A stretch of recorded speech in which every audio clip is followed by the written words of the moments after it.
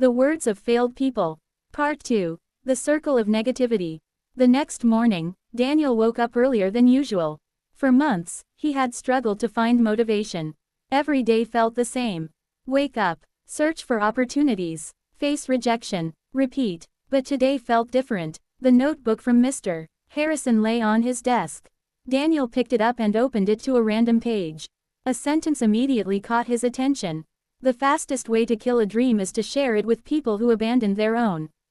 He read it twice, then 3 times. The words reminded him of every moment he had ever felt discouraged. Every time he had shared an idea, someone found a reason it wouldn't work. Every time he showed excitement, someone warned him not to get his hopes up. Every time he wanted to move forward, someone pulled him backward. For years he had assumed they were helping him. Now he wasn't so sure. That afternoon Daniel met his friends at a small cafe downtown. The group had known each other since college. Mark was there, so was Kevin, and Ryan. As usual, the conversation quickly turned toward work and money.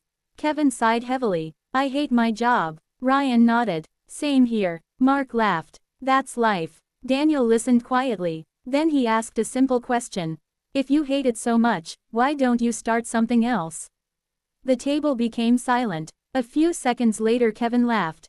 "Start what? A business? A project? Anything?" Ryan shook his head. "Too risky." Mark added. "Most businesses fail." Daniel noticed something interesting. The exact same response. The same words. The same fear. The same excuse. It was as if they were repeating a script.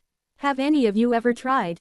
Daniel asked. Nope, not really." Daniel leaned back. For years he had accepted their advice as wisdom. But now he realized something. They weren't speaking from experience. They were speaking from fear.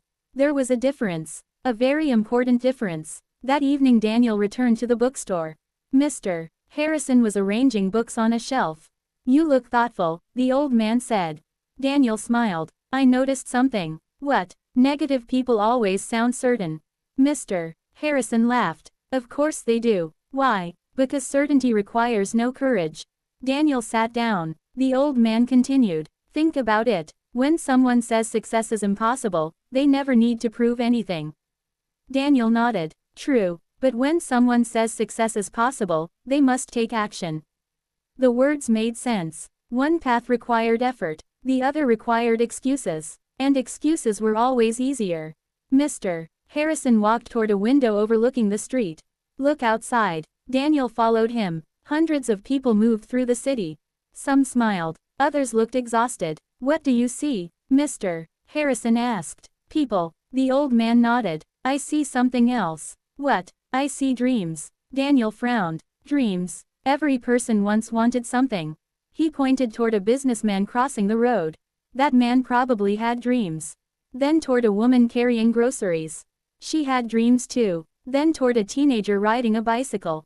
He has dreams right now. Mr. Harrison became quiet. "The tragedy isn't failing." Daniel listened carefully. "The tragedy is forgetting what you once wanted." Those words stayed in Daniel's mind for days. He began observing people differently. At bus stops, in restaurants, at work, everywhere. He noticed a pattern. People often complained about their lives. Yet many refused to change anything. When someone suggested improvement, excuses appeared immediately. Too difficult, too risky, too expensive, too late, too impossible. Daniel realized something uncomfortable. He used to be exactly the same. One evening he opened an old folder on his laptop. Inside were business ideas he had abandoned. There were dozens. Some were unfinished. Some were barely started. Some had potential. Yet every one of them shared the same ending. Fear. Not lack of ability. Not lack of opportunity. Fear. Fear disguised as logic. Fear disguised as realism. Fear disguised as caution. The same fear he heard in other people. The same fear he had accepted as truth. Later that week Daniel received an invitation to a family gathering. Normally he avoided such events. Relatives always asked uncomfortable questions. Questions about work. Questions about money. Questions about success. But this time he decided to go. The gathering was crowded. Children ran through the house. Adults sat in groups talking. Soon Daniel found himself surrounded by relatives. The questions began immediately. "So, "Daniel, what are you doing these days? Any promotions yet? When are you going to settle down?" Daniel answered politely. Then he mentioned a new business project he was considering. The reaction was immediate. One uncle laughed. "A business?" Another shook his head. "Too much competition." Someone else added, "Stick to a safe job."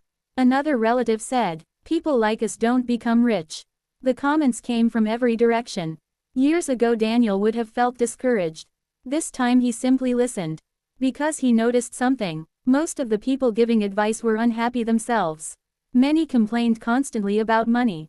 Many disliked their jobs. Many regretted missed opportunities. Yet they spoke as if they possessed all the answers.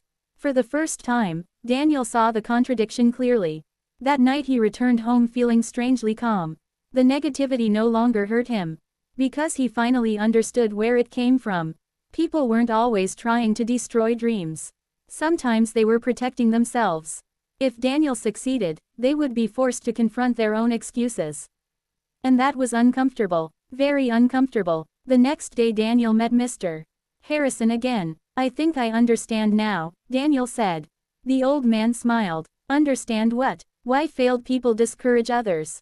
Mr. Harrison nodded. "Tell me." Daniel thought carefully. Because every success story reminds them of the story they never wrote. For a moment the old man remained silent. Then he smiled. "Exactly." He pulled another notebook from a shelf. This one looked even older than the first.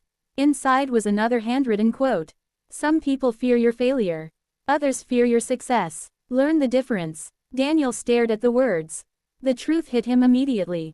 Real supporters encouraged growth. Negative people encouraged safety. Real supporters accepted risk. Negative people worshipped comfort. Real supporters asked, "How can you do it?" Negative people asked, "Why bother?" As weeks passed, Daniel began changing. He spent less time around negativity. He spent more time learning. More time building. More time working. His business idea slowly started taking shape. It wasn't perfect. It wasn't successful yet, but it was moving forward. And that alone felt powerful. Because action creates confidence. Excuses create fear. One evening Daniel sat alone on his apartment balcony. The city lights sparkled below. The notebook rested in his hands. He turned another page. At the top was a sentence written in bold black ink. "The opinions of people who quit should never become the limits of people who continue." Daniel smiled. For years he had allowed other people's limits to become his own. No longer. The journey ahead would be difficult. There would be setbacks, failures, mistakes, painful lessons, but at least the path would be his. Not theirs, his. And for the first time, that felt enough. Far below, the city continued moving. Thousands of people, thousands of dreams, thousands of voices. Some voices inspired, some voices discouraged, some voices surrendered. But Daniel had finally learned the most important lesson of all. Not every voice deserves to be followed. And sometimes the loudest voices are the ones most afraid of being wrong. As the night grew darker, Daniel closed the notebook. Tomorrow would bring another challenge. Another test. Another opportunity. And somewhere ahead, a decision awaited him, one that would determine whether he truly believed his own dreams. To be continued in Part 3.